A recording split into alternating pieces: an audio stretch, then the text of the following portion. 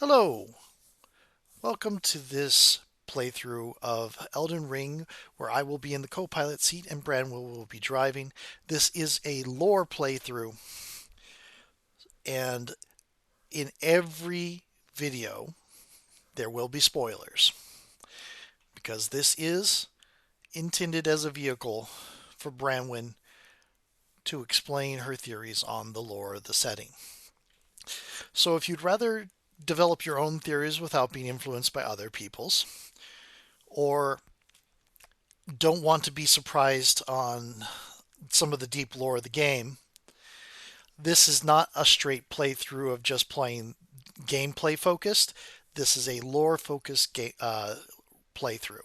So you might want to give this a pass if you want to avoid big spoilers. With that said, I hope you enjoy the video. There we go. We're going. Welcome back, everyone, to Elden Ring. I am here with Thrith, Hello. and we are here in the Black Knife Catacombs. And the first thing I need to point out is this person. For some reason, the Black Knife Catacombs have a headless knight guarding the entrance. They have a very snazzy cloak depicting the eclipse, which is a symbol of Godwin the Golden. Their sword is energized with black and gold flames, which is Yeah, that looks a little which is ominous. no, that's Deathblight energy. You don't want to get hit with that, but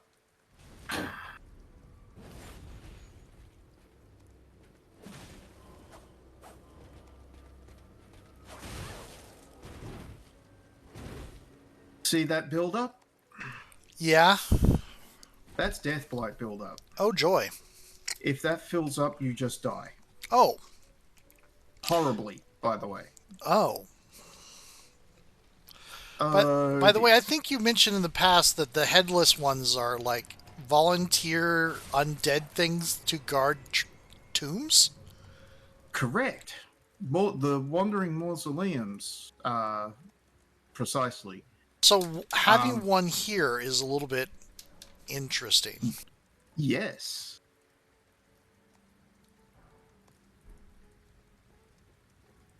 Grave Glovewort 2. That will be useful for our... Okay, this one's different. It has black flames. What's going on here? I'll tell you what's going on here. Let's ignore that for a moment. This is a Necromancer. You kill him, and those skeletons stop raising. Okay, so yeah, find the source of the animation and stop it. They stop animating. Got it. Correct. By the way, this is the only place we meet those guys.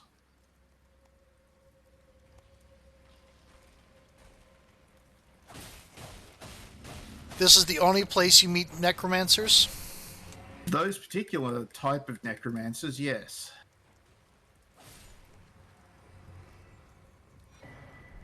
Okay, Rosus's axe. So Rosus, Usher of Death Rosus, who shows the path to the catacombs throughout the lands between, is depicted on this ritual axe. Dead can easily lose their way and have always been in sore need of a guiding hand. Which is why they end up like, please note, they follow the bells. Right, right. Which Because they're is why looking they for. end. Go on. Yeah, because they're looking for great tree roots and churches and things. And bells call spirits. It's a whole thing. It's possibly something to do with you being able to hear bells ring in the spirit world, which also goes all the way back to the first Dark Souls. So in the first Dark Souls, your first big mission is to go and ring two bells. Um, Right. when you go and ring one of the bells, everyone else who is playing the game at the moment in that area can hear the bell ring that says somebody else in the game has proven themselves and gotten through the boss. That's why you can kind of hear the bells going off fairly constantly. Got it. Yeah. Um, yeah. So now roses. There are a statue of roses around. I don't. I haven't shown you one. I will at some point, just for completion's sake. But the idea is that you click on him and he shows you a path to one of the catacombs. So he's sort of a guide to content. Interesting. Also, I would not have done that. I would not have picked that standing on the trap blade to get up. Yeah, no. Well, what happens is you're kind of like, okay, you go and do the boss, and you're like, hang on, what's up? The boss hasn't given me any of the information or anything that I came here for because of Rogier and Fear. And then you start looking around and you see this thing up here, and you're like, okay, how do I get up there? Well, the only way that seems to be is if I can stand atop one of the blades. It's very Souls logic stuff. Hmm. But we have a bunch of statues of the Watchdog Guardians. Um, Are, leading to. are we going to meet one of these alive? Oh, yeah. Yes.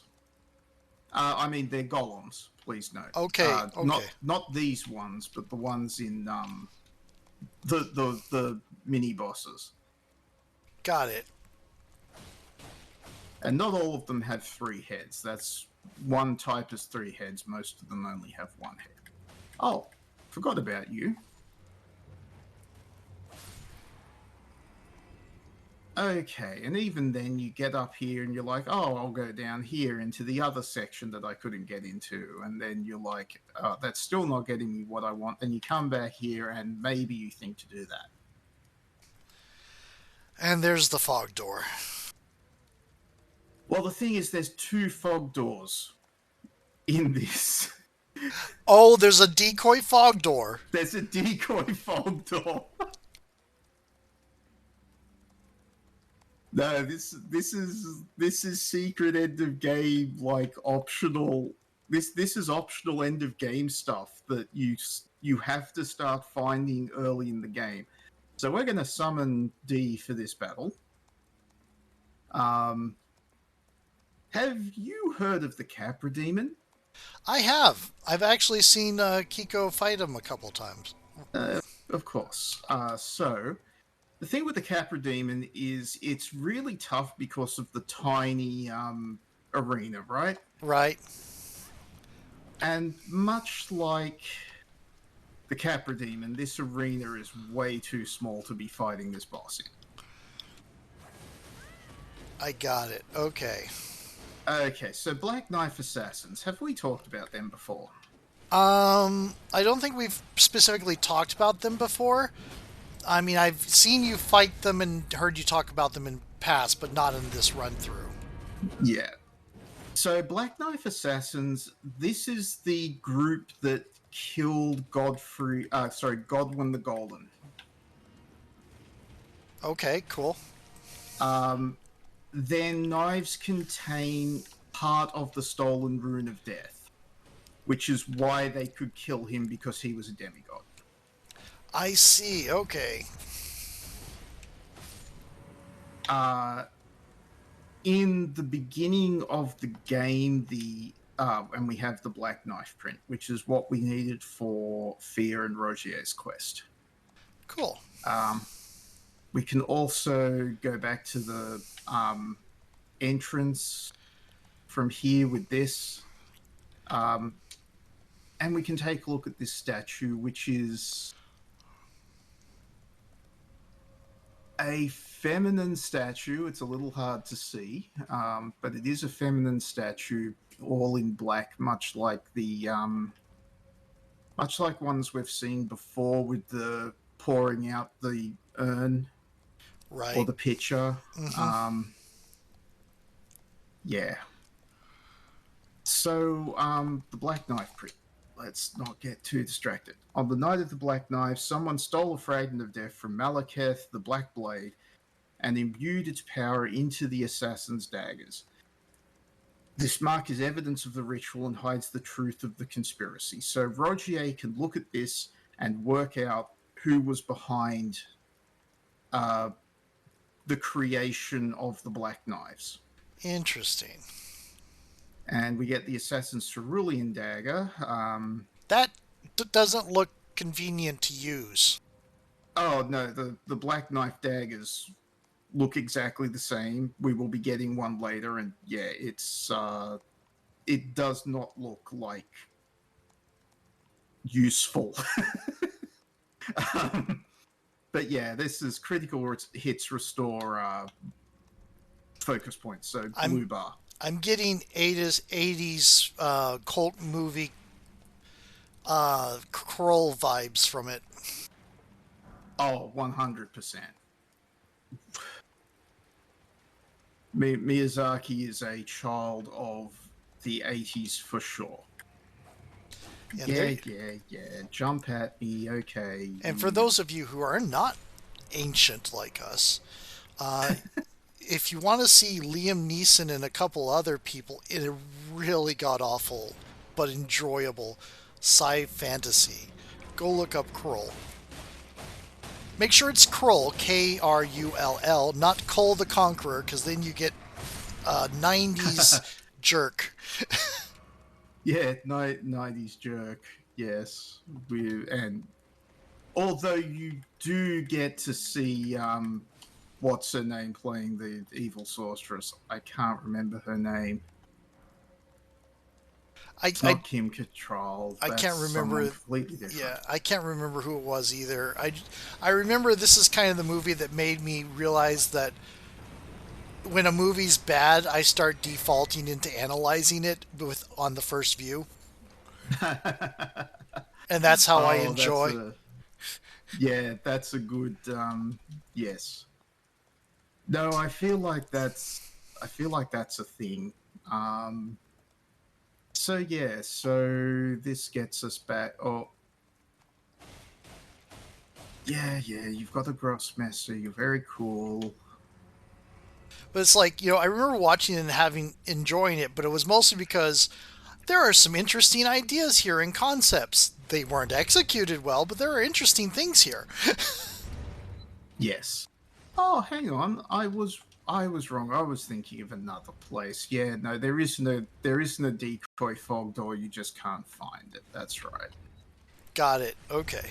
Oh, wait, no, there is. It's right at the start. Damn it. I keep forgetting they do the thing where you loop back around to um yeah, so the idea here is that you can go back to the start of the level and rest at the fog and rest at the grace before you do the run to the fog door, right? Yes. Right. It Oh, is a yep. decoy fog door, Yep. pardon me. Yep. There is a. Okay. Cool. Yeah, that's okay.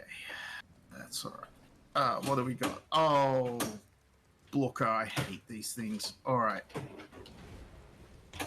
And he's got friends. Right, this is this boss battle. Okay. Yeah, so this dude. This shadow dude is a bunch of references in one.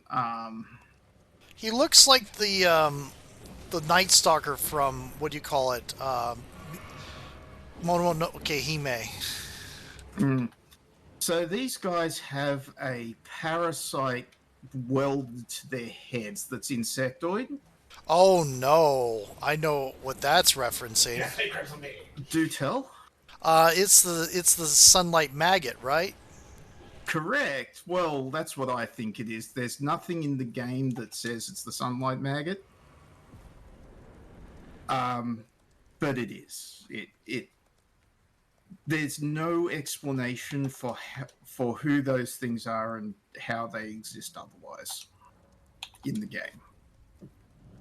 And that's the thing, like, so I don't think people have generally realized yet that the lore for Dark Souls and Elden Ring and all of the From Software games go way back to Kingsfield. Like, Yeah. people, Kingsfield, Elder Rings, those are canon in this. Um, all of the elements of all of their old games are okay. Yeah. By the way, we can farm him for his set. Oh, her for her set. Pardon. Um, what did I get from the? Oh, that's right, Death Root. We have 2 Death Roots, so let's just quickly hop over and feed Garang and get his stuff Right. first.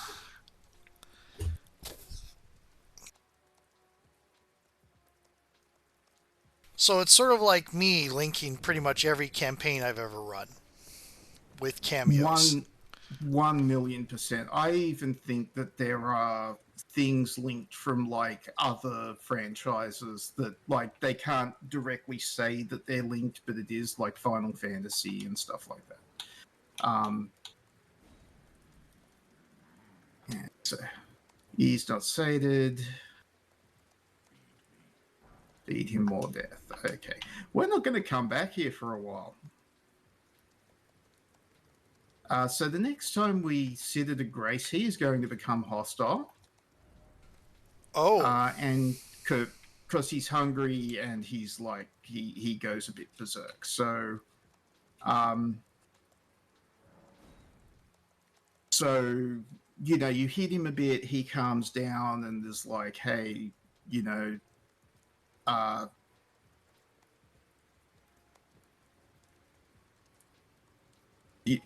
just I won't forget, I won't forget my place again. I need to eat the death root to cover my sin, got it. etc. Yeah. And now we come to Roger, who has been a little bit. Messed up Yeah. by death blight. Hmm. There are flies around him. Oh, Misshapen corpse on the Stormveil. That is a sacred relic of the Black Knives plot, as that famed night of assassination is known. It happened during the golden age of the Erd Tree, long before the shattering of so Rogier's speech here is the source of a lot of confusion about the timeline. Godwyn the Golden. Hmm. That was the first recorded death of a demigod in all history, and it became the catalyst. Soon, the Elden Ring was smashed, and thus sprang forth the war known as the Shattering. I once wished to become a scholar, you see. I've spent many an hour scouring the archives for knowledge of that fateful plot. The world has grown crooked, and if you intend to put it to rights, you'd better understand what happened to make it this way. And that thing is to blame for the shape I'm in now. I urge the utmost caution. Don't disturb the corpse more than necessary. Which corpse? Don't remember seeing a corpse so much. Uh, the face of Godwyn the Golden under Stormveil. Okay, got it. Yeah. I believe he thinks that that is the corpse of Godwyn when it's not. Got it. Okay. So those faces are called corpse surrogates. They are probably so Godwyn's body is growing through the roots of the Erd tree to infect the world. Oh. Yeah, and like he's the source of the death root, which means he's the source of the ones who live in death. Animating their own bodies, even though they're skeletons and everything. Right. Um, so the corpse surrogate is him, sort of like another body is growing under Stormvale and in a couple of other places. Got it. So we're going to give him the black knife print. This is a black knife print. I can scarcely believe you managed to get your hands on this. You recall our conversation about the Knight of the Black Knives, yes? They say the assassins who carried out the deed were scions of the Eternal City.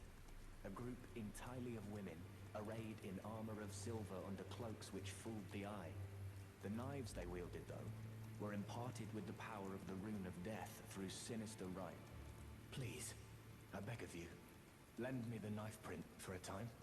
I'd love nothing more than to tease out its secrets. Though only a fragment, a very specific ritual had to be performed to impart the power of the Rune of Death. Traces of the one who performed the rite are sure to remain in the imprint. Half my body has been suffused with death. I'm certain it will help me see.